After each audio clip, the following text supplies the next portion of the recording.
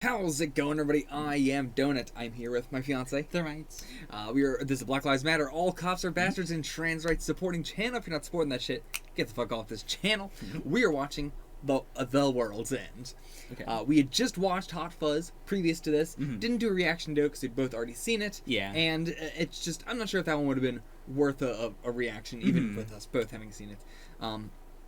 Let's talk about Hot Fuzz really briefly. I remember that one being like oh yeah, I like Hot Fuzz, but it's definitely by far my least favorite out of the trilogy. But it had been so long since I'd seen it. I don't know if I'd seen it since it came out or something. Maybe I saw like a rerun or something. But going back to rewatch it, I was like, I'm excited to rewatch it now. Like as an adult, seeing what changes, how much, especially right after Hot Fuzz or right after Shaun of the Dead, and now going into World's End. The World's End. Keep calling it A World's End, but it's The World's End.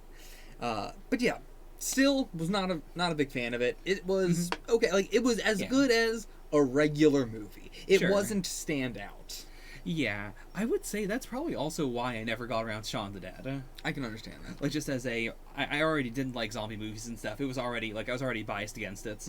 But then I remember seeing Hot Fuzz and going like, that was pretty okay. Like I think it's well written. I think the first half especially is really strong. Then the second half's Yeah, I think once Angel gets off the horse, when he comes back on the third act, rides into the town, once he gets off the horse and the gunfight starts happening, from the rest of that point, the movie is just kind of not that interesting. It's not really interesting anymore. It's not really funny anymore. We've kind of settled all of the callbacks and all of the like story and everything. And yeah, I just think also that the thematicness of Hot Fuzz is just not as strong as the other two in the trilogy. But yeah, it kind of suffers from the writing being too clever in that it is mostly like almost all the punchlines are like 3 beats. Yeah. And it uses that in the middle of the movie to do the like, here's Angel's really smart, really clever idea about what's been going on. This is the entire mystery.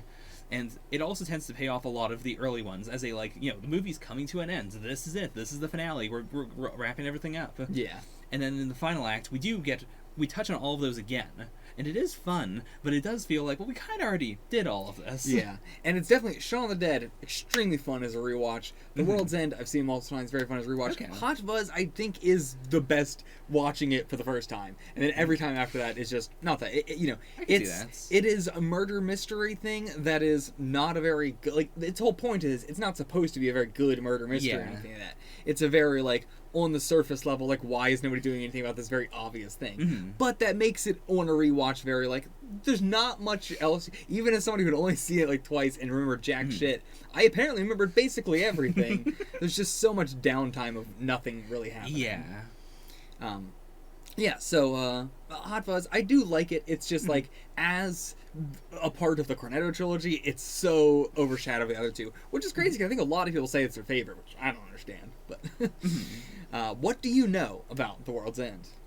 Basically nothing. Like I am trying to think of, all I remember is Hot Fuzz came out, I saw it, and then I don't know if this is accurate or not, but I feel like after I saw it, everyone was buzzing about like what is the final movie in the Cornetto trilogy going to be, or like when is it coming out, like.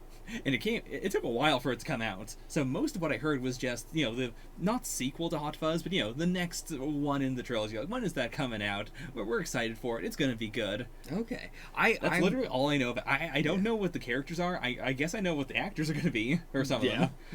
But I know nothing else about it.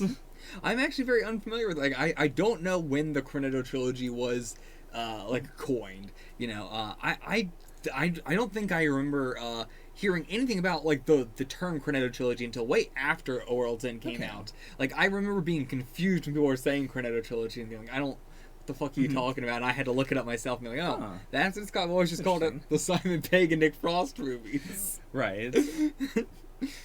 But I maybe the Cornetto trilogy was a thing before then. Who knows? But yeah, so you don't really know anything. Not at all. Jump into this. If you want to see the full length, check it out in the description below.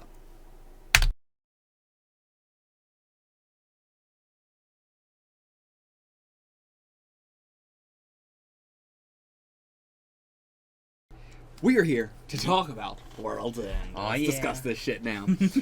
First, I feel like let's talk about the themes of the movie overall. And that I will give it to you first. Oh no! Yeah, I'm the one who did the research and everything, and sure. Yeah, I think this one's pretty. This one's kind of iffy, I feel like, as opposed to the other two, honestly. I was going to say it's more straightforward, but I feel like it's more straightforward in a very confusing way. Yeah. Because, like, the genre it is doing is, like, the alien invasion. Sure, yeah. And then it's using that, like... I would also say, like, body snatchers as well. Sure. Mm-hmm. Mm-hmm. And I mean, it's sort of same. Yeah. The main theme is definitely...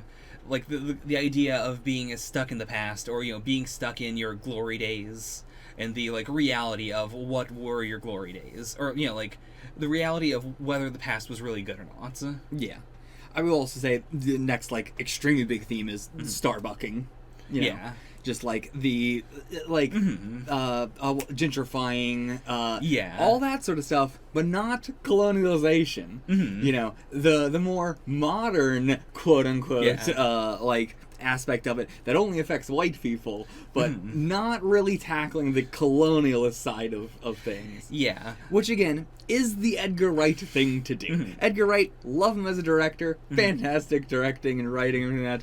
Not great at making his messages applicable to anybody but white men. Yeah, and I mean, to be fair, like, this seems to be very much based on, like, his youth. Oh, extremely. And so I would... I will say, just quickly, I'll say, this movie he wrote when he had the idea and they began writing it when he was 21. Okay. And it was just supposed to be teens on a pub crawl. Okay. Like, classic, like, probably alien invasion still was going to happen and stuff like that. But it was solely, like, it's teens in a pub crawl. I love pubs. I love like, it was just him being king. Right. You know? And then, as he grew older, he was like, oh, actually, I guess maybe that wasn't good. I guess maybe we were, and like, that is kind of the weird message of the movie, too. Right. It's like it's like kind of like King is in the wrong and like he should be growing up and everything like that, but then at the same time it's this very like, no, fuck you, I don't want to change and I want to like, at the end of the movie he gets sober, but he's still doing the same sort of stuff. Yeah, like, and I'm not saying one way or the other. I just feel like that's a conflicting kind of message. Sure, I can see where you're coming from with that. So. Yeah. And yeah, I feel like, as well, with the, like, this movie is very much so about starbucking and gentrifying and, going back to your hometown is completely different and now it's just like everything else and everything else. But then again, not really tackling that on a world scale. Like, the aliens are kind of doing that, but, like, there's no mention, implication of it tying together towards colonialist, and there's no real way for the message to tie together into it, because then it's also this, like, humans fuck up and let us fuck up, and it's that is true, but in the way that you're saying it, because you're ignoring the colonial stuff, it feels like you're also including that as like a excuse sort of thing. And in going with the like excusing these sort of things, the song at the beginning of the movie, Loaded, and also like the one they play at the end, the one that's like it starts with a clip from a movie that's like a whole quote, we want to get loaded, we want to have a good time, all that sort of stuff. That is from the movie The Wild Angels, which is like started the like Harley Davidson phase and all of that. That is a movie about like a bunch of Nazi rapist bikers and them wanting to be Nazi racist bikers and rapist and racist. And it's weird that that's the quote they choose. Like, it's a good quote and everything like that, but it's like, but the context behind this quote is terrible. Yeah. And like, that is also the same sort of thing of like the director of that movie being like, no, they're not Nazis, they just think it looks really cool. So like it's that same sort of thing in this movie of like the no, that's not what they mean when humanity fucks up, but that is what they mean. Yeah. And so like there is this like, I really like the themes of the movie, I just am not a fan of the way that Edgar Wright always makes it only applicable to white people. Yeah. I've got mixed feelings because like it is very much a white boy movie that could only be created by a white guy. Especially because this is Britain. Yeah. And it is like the, don't you hate when you go back to your hometown in Britain and it's just like everything else? And it's like, yeah, don't you hate when you go back to your country and it's just like, yeah, fucking take it over? Yeah, like, on one hand, I'm down for anything that is more inclusive. On the other hand, I don't know if I believe that Edgar Wright could write a movie featuring Simon Pegg and Nick Frost that is, that has allusions to, you know, actual, like, colonialism, that would also do it in a good way. Exactly. I really love Edgar Wright, and I appreciate his movies for what they are, but I do feel like someone needs to bring this shit up, because nobody ever does, and it's like, you know, it's something that's always had an issue with. But yeah, I appreciate his movies for being this is a bunch of frat dudes who suddenly get thrown into a apocalyptic event, and then they change or don't change through that. Like, all the three movies are like that. They kind of change, but they also don't kind of change, sort of thing. And yeah, I like the message of, you know, rebelling and doing what you fucking want and going against the man and everything like that, but it's very weird when that message is coming from a Nazi movie. Right. It's like, I would have preferred you to use any other quote that could be the same sort of thing. Yeah. And it's like, it's because they wanted to use the song Loaded, but it's like, sure. Again, the song, I don't know why the song picked that line. It's a good quote. I like it. It's a quote that I've always been like, yeah, I love this. And then when I was doing my research, I was like, oh shit, this is where it's fucking from? So, yeah. I think, that covers, you know, just wanted to get that out, you know. Yeah, because I do think it is, like, very important, especially for the ending of the movie, because it is very much how would I put it? Like, I feel like the modern thing to do for a stoner movie, stoner-like movie, is we're going to have consequences at the end. Yeah. Like, when we reacted to Keanu, that was also very much 95% of this is very traditional stoner movie, but then the twist is they do go to jail, and they do just, you know, go through it, and there is no, like, outs. Yeah. Whereas this one is embracing freedom and doing what you want can mean the destruction of the world, but, like, for a protagonist does not need to save the world. A protagonist winning means that their existence gets better. Yeah. And so fundamentally, like, the end of the movie with Gary King, you know, being back with younger Simulacra of his friends, living his life, and now he's sober, but he's doing the exact same stuff, and it is an apocalyptic world, which means he has freedom. It means no one's gonna bug him about a job or anything. Yeah. Like, it is very much the tear down everything style of liberation. Like, it is this very, like, it is at the same time white man destroying the entire world, and then at the same time also destroying all the systems that cause most of the bad shit in the world anyway. But then, of course, that just creates a vacuum. Like, you're not really reverting because all the people still share that old mindset, and so, like, and also so many of them are not even people anymore. You know, they got replaced or whatever, and, like, now the directive is down, but, like, now you have, like, it's a huge vacuum of so much going on that, like, it's not, like, simply reverting back. Yeah, and the ending is not things were a lot better or things were a lot worse. It is a lot of people don't like the situation, but it has gotten back to a new normal. Yeah. So, yeah, I think it has good, has some bad. You know, as far as the themes and everything, like, moving on. Actually, still talking about The Voice for a second. Did you catch who The Voice was in any way? It's been so long, I did not rewatch the movie. No idea. The voice of The Voice was Sean's stepfather in Shaun of the Dead. He was the police chief in Hot Fuzz. Like, that actor always plays, like, the father figure. Like, you know, that makes so much sense. Yeah. Like, he is the quintessential daddy issues sort of thing, and, like, it being the, like, daddy issues for, like, humanity in a kind of way. Yeah. Oh, so that actor wasn't Basil.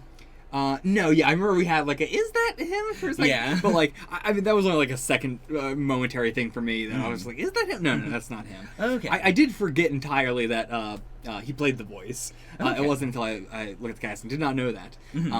Because, I did not know that Martin Freeman was in all three, and I did not know that this I can't remember that guy's name. Bill Nye was in or Nye was in all three. Yeah, so really like that. Yeah, that's I'm also cool. glad that Martin Freeman got like a much bigger role in this one. Yeah, thankfully. Yeah, very, he's a very good actor, so Yeah. I'm glad he got a big role. How did you feel about the other two casts? And how did you feel overall about this is, like the other two have been very, very much so a two-person movie. Even though Shaun of the Dead has like the cast too, it's very much a so a two-person two-person movie. movie. Yeah. I was really happy that this was not the, like, it is a Simon Pegg and Nick Frost movie, but it also wasn't. Yeah, especially because Andy is very, very silent for most of the movie. Yeah. So it doesn't feel like it's a Simon Pegg and Nick Frost, like they're two characters, and then everybody else is sort of like around them. Yeah. Like, I was very surprised that he was not front and center all the time. Like, he is still extremely important. Oh yeah. And I really do like the general role he is playing, in the sense that he is not, like, it's not just that he's not a screw-up, but that he is very sane and also very, like, mad in a way where, he isn't being completely voiceless. He is making his annoyance apparent. Yeah. But it's just not bubbling over because he's not that extreme of a person. Like, he's willing to let stuff happen, but anytime, someone brings up, like, should we leave, or do you still trust King, he's always going to say the truth, which is no.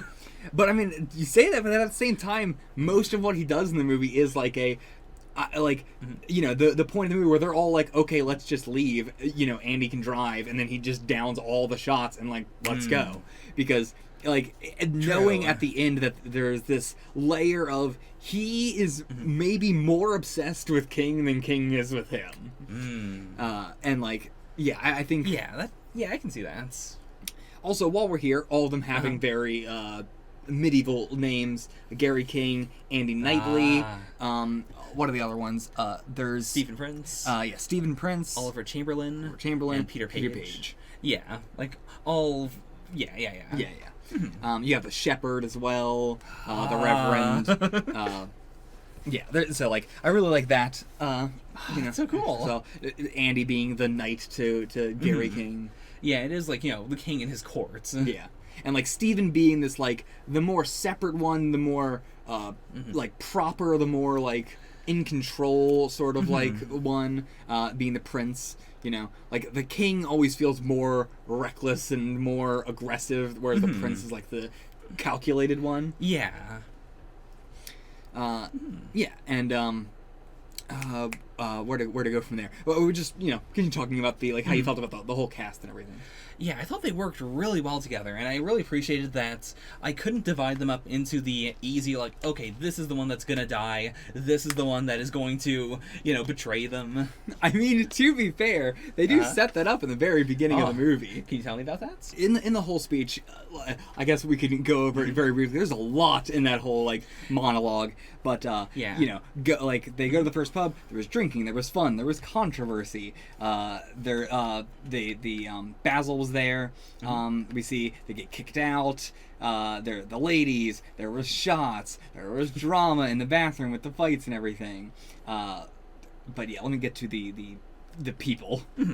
So yeah, it wasn't that he turned on them or anything like that. Just that it was O-Man was out of commission on the sixth one, and then it was Peter gets out of commission later on. So I guess it wasn't that he turned on them, but it still was like all the stuff in the monologue happens in the exact same order that it does later on in the movie. Yeah, like the first two movies also do that, and so I was on the lookout for it. And they do bring it up, like at Pub 6. Yeah. They do bring up like, hey, you've been here, you tapped out last time. It's cool that you're still here.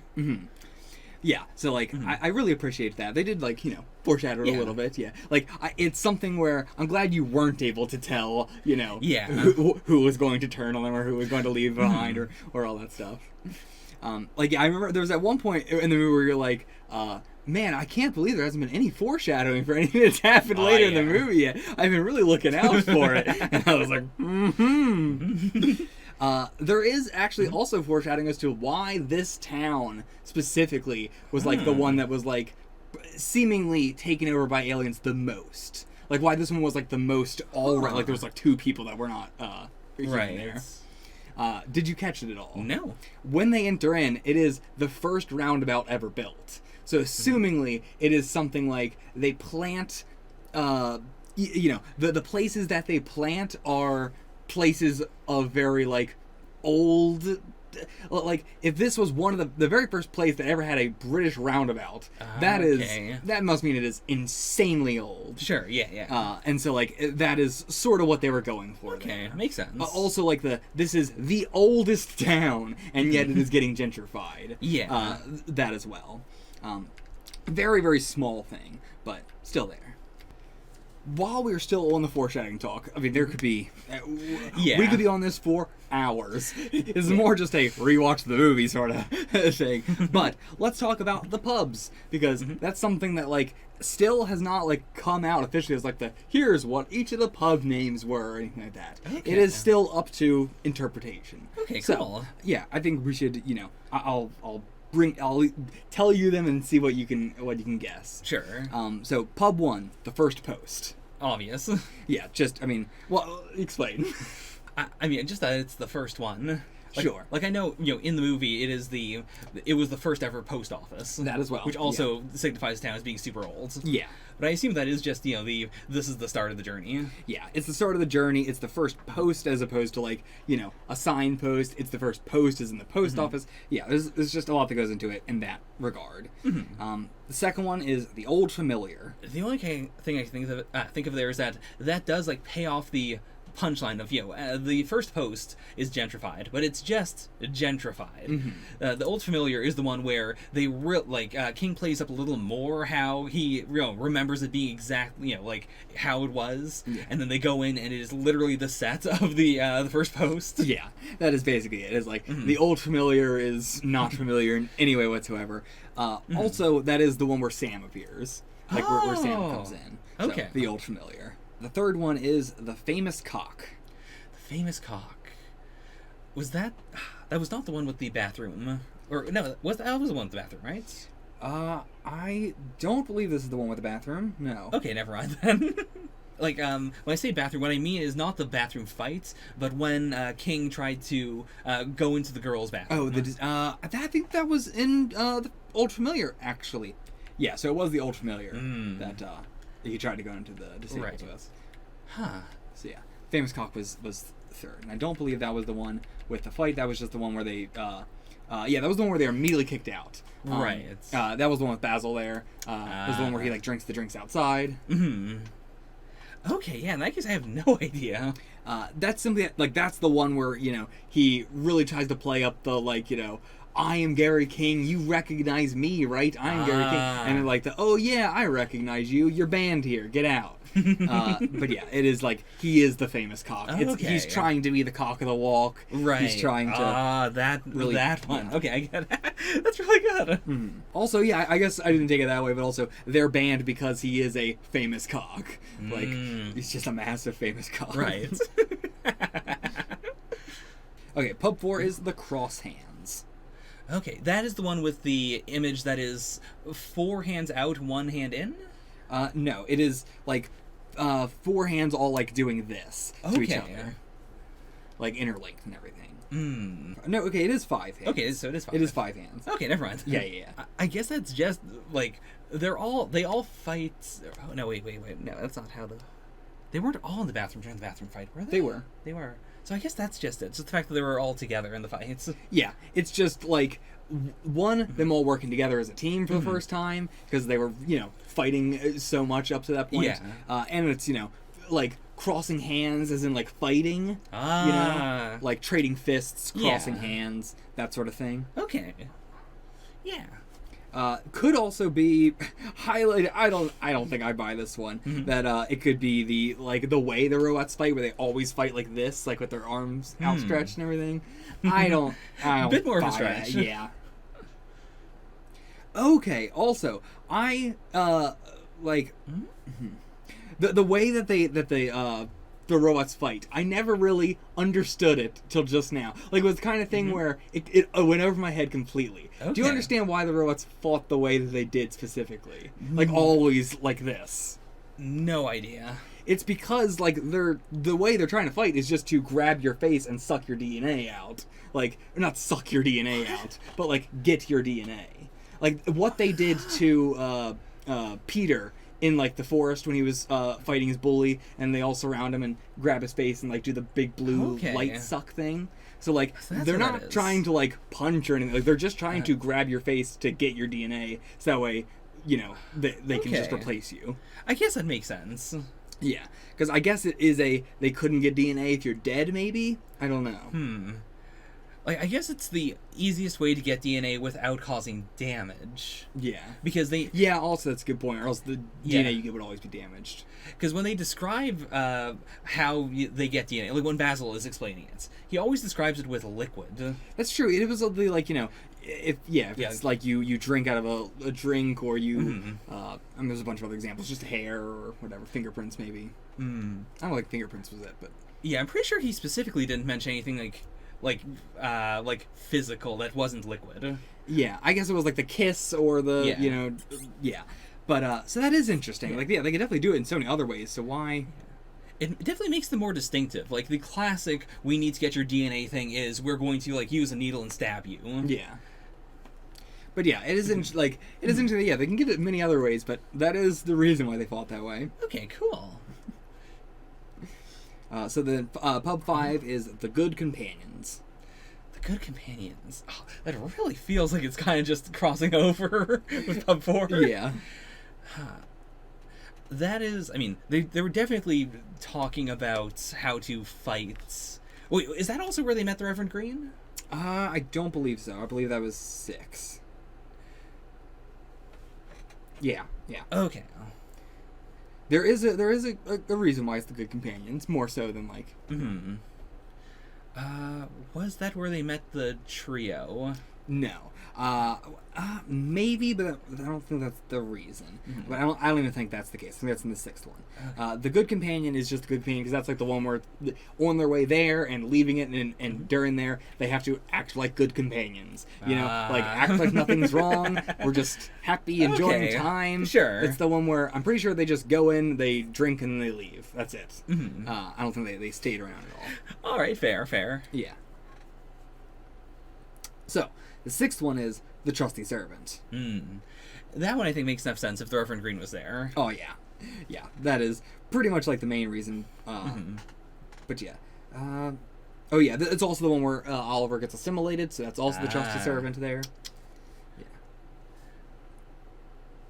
The Two-Headed Dog is Pub 7. The Two-Headed Dog. Quite an easy on this one, they say. So after that... Okay. Was that the one where King's love interest, whose name I don't remember, gets attacked by the twins? Yeah. Okay. Sam was her name. Sam. But yeah, the Two-Headed Dog is the twins. Okay. It's the twins. Yeah, simple enough. Pub 8 is The Mermaid. The Mermaid. Was that the one that was like a club? Yes. Okay. A direct connection. Like, they definitely have their bodily fluids taken by the girls. Yeah, it's the Siren's Call. Oh, okay, yeah. Yeah. Alright. It's something. Yeah, it works. Pub 9 is The Beehive. The Beehive. The Beehive. Was that the one where,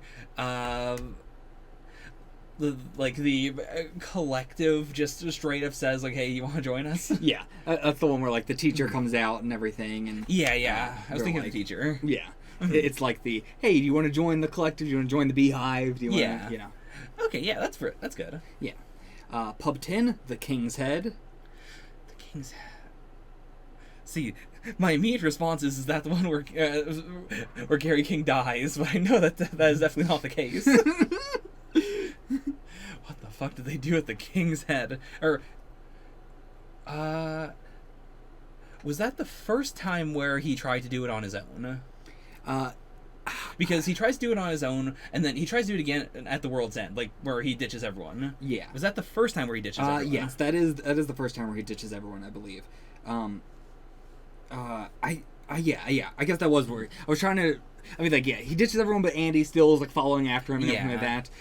But yeah, like that is the one where it's just like him losing his mind. You know, the King's Head is like you know, it's not really saying anything just with the king's head, but it's implying like the king's head is growing too big. It is. Yeah, it's full of madness. Yeah, that's right.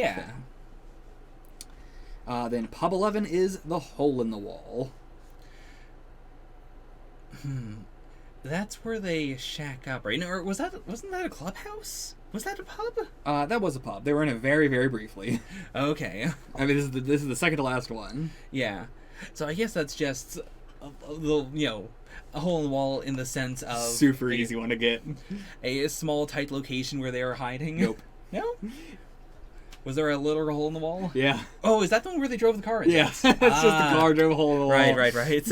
That's it.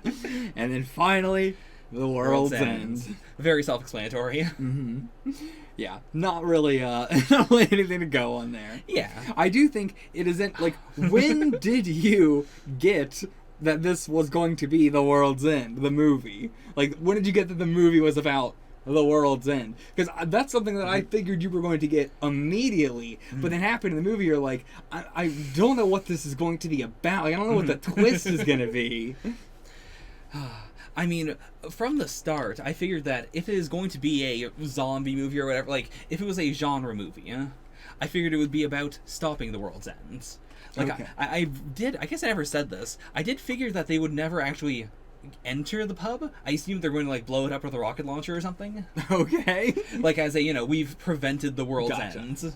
And, that is the sacrifice that Gary has to make of, I can't stop the pub crawl because I've got this rocket launcher and I need to shoot it into the world's end. Sure. So, and once we were in the location, even then, I did not think it was going to actually lead to the end of the world. Very surprised. Yeah.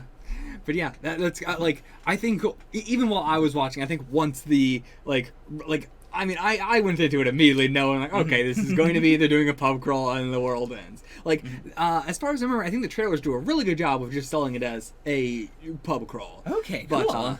But yeah, if you are into the Cornetto trilogy, like, or I think more specifically Shaun of the Dead, like, this is way more a spiritual successor to Shaun of the Dead than, like, Hot Fuzz is kind of the lone one out of Shaun of the Dead, and this are both the characters get super, super drunk, and then they wake up hungover on the world's end. Yeah. Both movies are the exact same thing. Shaun of the Dead is just, that's the whole movie. This is, that's the end of the movie. Yeah. And yeah, Hot Fuzz is, taking place over many days, and it's just not quite that same level of, like, what if you just suddenly woke up and it was the end of the world? Yeah. Like, I really like it as the middle of the trilogy because it is so different, because it is so, like, breaking the rules of the other two movies. Yeah. But yeah, so I think, like, as more of a fan of Shaun of the Dead than Hot Fuzz, I definitely went in this one going, like, okay, so it's probably going to be that sort of thing again. And, like, yeah, I think it even has an even stronger thing because they are the ones who caused it. It is like the, it is the worst hangover in human history. It being the third one also definitely threw me for a loop in the sense that I'd seen Shaun of the Dead.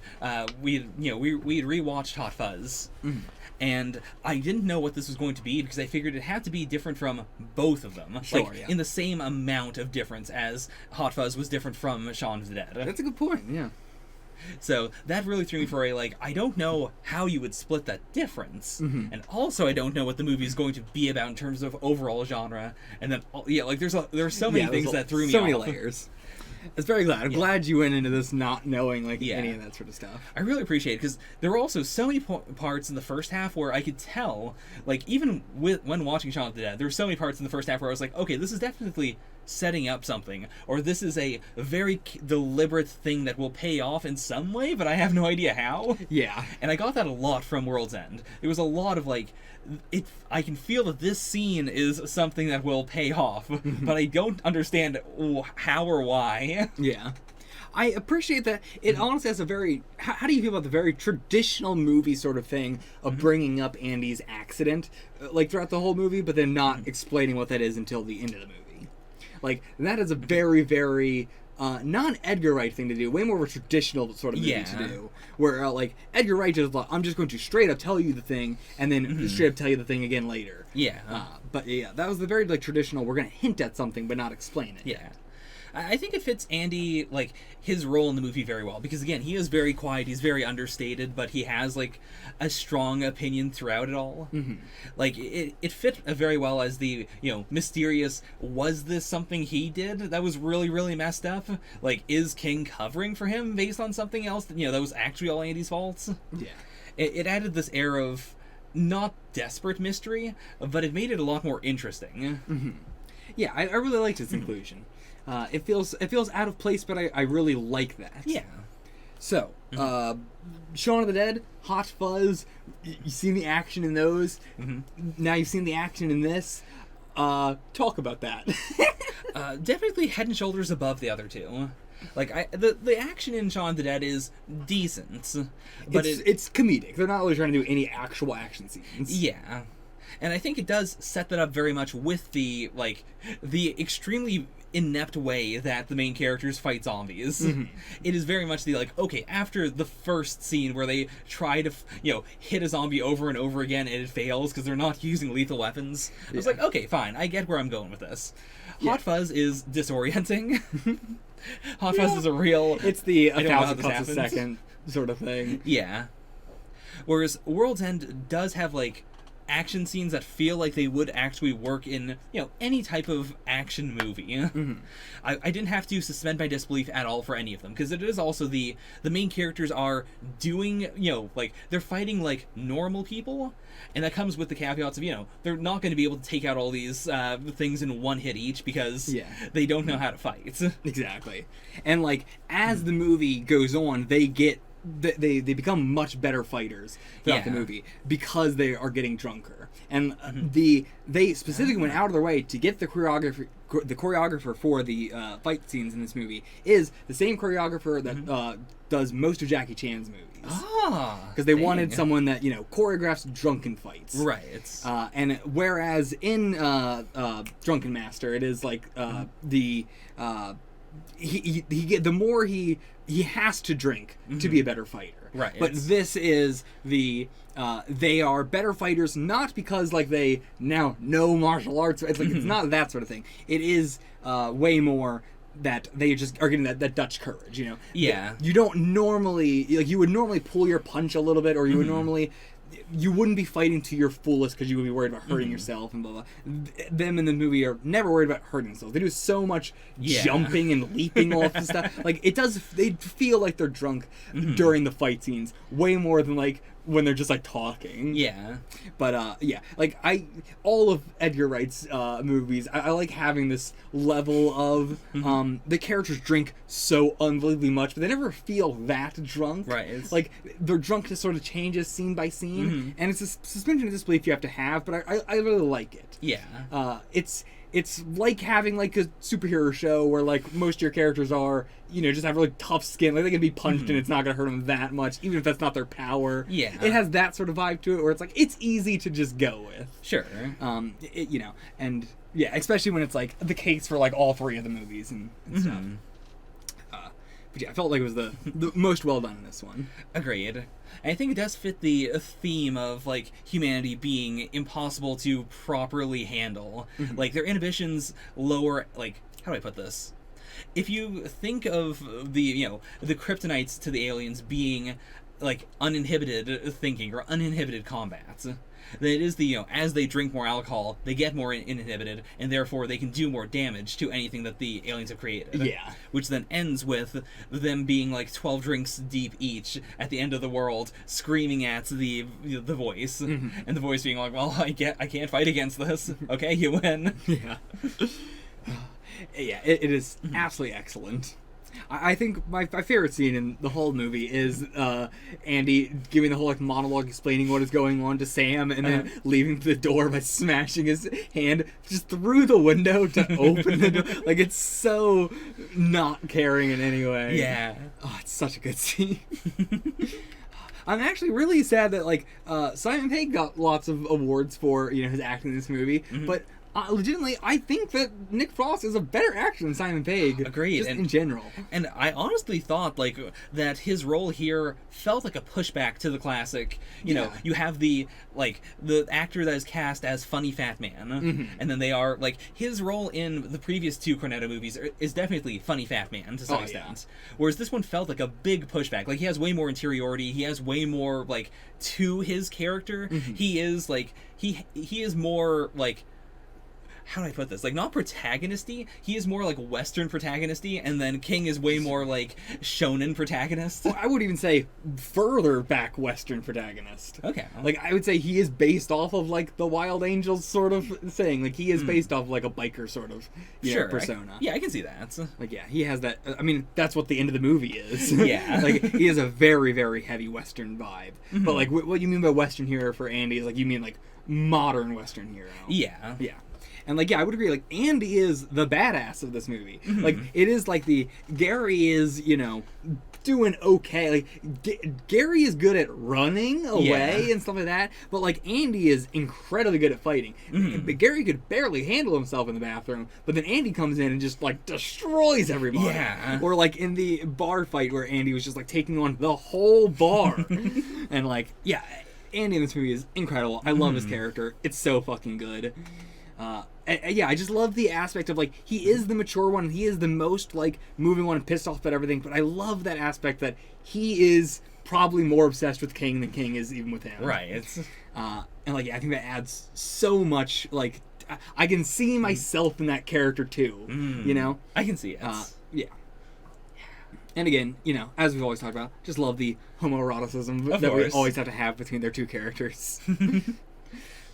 Did not commit in this movie either, though. No, I mean, it is never. It's always, that is what it is about, though. Yeah, it is always the, like, getting so cclose, but then even in the end of the world, they're letting their own, like, toxic masculinity get in the way. Yeah.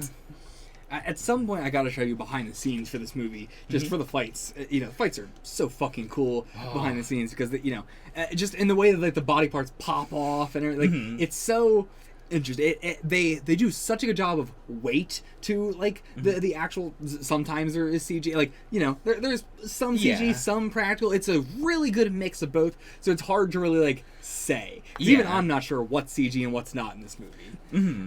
They do a really, really good job of blending it. So I really got to show you that at some point. I love the fact that they can use the blue blood and the fact that they're, like, androids and everything to do extremely gruesome stuff. And yeah, the stuff like the twins having the legs put on their arms. Oh, yeah. Yeah, there's so much interesting stuff they deal with it. Yeah, the dolls are just perfect. Yeah, I think we covered mostly everything. I would say at the end, like, I agree with the message of, fuck it, I want to do what I want, I want to get loaded, I want to have a good time. I don't like that, you know, they chose that quote to do it. I don't like the way it's, like, you know, I don't like the way it is portrayed, but I agree with the message. Okay. If that makes sense. Got the big rebel energy. I love the, you know, fuck it, I don't want to get older, and, like, does that make me immature and make me the bad person? Yeah. Fuck it, though. I don't care. I'm gonna keep doing it. I like that message. Okay. But yeah, I think the way they go about it is iffy. Sure. It's my final statement. All right. I took something a bit different from it that I still really do like, which is the toxic desire to, like, to recapture your past. Like, I feel like... Sure, that as well. Yeah, like, nowadays there's a lot of talk about, you know, what is the past? There's a lot of, you know, historians coming out and saying, like, hey, it was never good. Or, like, queer people have always existed. That's not a new thing. Or slavery has always been a problem. It's not gone now. It never stopped. It also existed before America. Like, there's so much where, you know, things feel very modern, but they've... Like, I'm not saying that, you know, it's just that it can't change, but rather that there are so many things that have always been shitty. Yeah. And I appreciate the theme of going back, like, the idea that King wants to go back and that he is satisfied with things going back to something that is much worse. Yeah. Something where it is the, the sky's been scorched and everyone, we're back to the farmer civilization. It is the classic going on an online debate and saying like, oh, do you really want to be in, the zombie apocalypse? Don't you think it would suck and billions of people would die and you would just kind of be alone with some farming in some land and be killing random other people to get water? And I do appreciate that the movie commits to a message of yes, like someone who does want to go to the past would be willing to make big racism come back. Someone who would be fine with big genocide. I mean, it's not racism coming back. I guess new racism. Yeah, it's okay to have new racism as long as you can still be the good guy protecting the new oppressed class. Yeah, I mean, like, I think that's also the thing. Is like he's protecting these, things, but not like, it's just, like it's very white savior. Yeah. It's very like, how dare you not serve water to my friends? Yeah, now that I'm friends with them, now I like them. They're fine as long as they represent my actual friends back in the past. Yeah, it's, like the whole wanting to return to the past and everything like that definitely can't relate to that at all. But like the wanting to stay youthful, I think is like the big big thing I latch on to. But yeah, I agree with the like, and it's also like the like we talked about, like the, are you willing to scorch the earth to it's like it's going to make it so much worse, but is it that much worse than now? Like, is a zombie apocalypse really that much worse than the world we live in right now? It's a way different kind of worse. Yeah. But is it truly worse? Yeah. Like, are more people going to die in a zombie apocalypse than die every day now? Maybe not. Who knows? It's hard to say unless it happened. So, like, it has that aspect of it as well. Of like the, are you willing to do, or not are you willing, but like, are you comfortable with a different kind of worse? Yeah. Yeah. Like, I don't think I've really seen something that has committed hard to that idea of, I want the world to be simpler now, because everything feels so complex now that I'm older. And to have this ending of, yes, and it is going to be very, very bad in some ways, but our main character is fundamentally still happy with it, and you don't have to accept that it is a fundamentally good thing. Like, the author is not standing there and saying, and by the way, everyone is happier. Yeah. But you do get the implication that they are.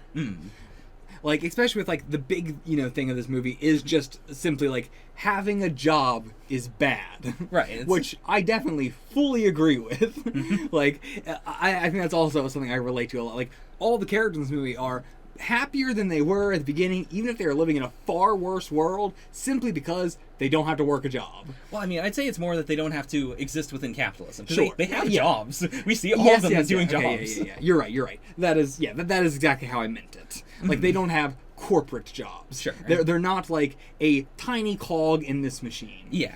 Because they enjoyed their jobs before. Like Steven, he really enjoyed his job, but then he got bought out, and like now he's just chugging along at it.